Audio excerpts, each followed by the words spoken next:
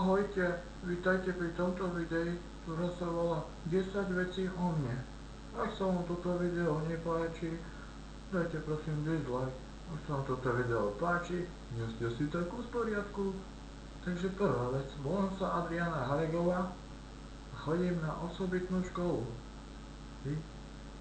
Druhá vec, baví ma klavír a začalo to tým, že raz som bol na koncerte a počúval a klavír hral.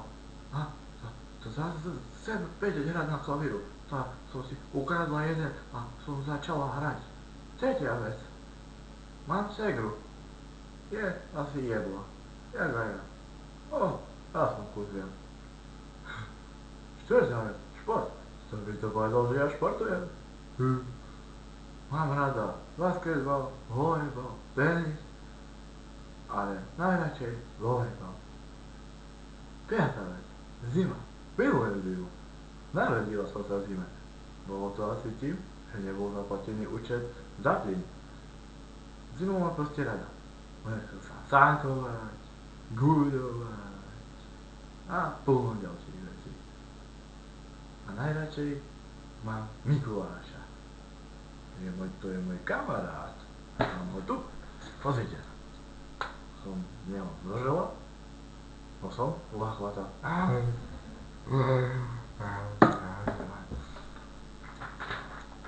Je pekne hnusný.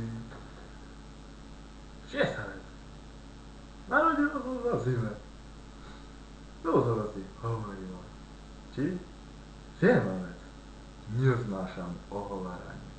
Každý ma ohovára, že som tak blbá, tak škaredá. Myslím, že na tým niečo bude pravda. 8. vec.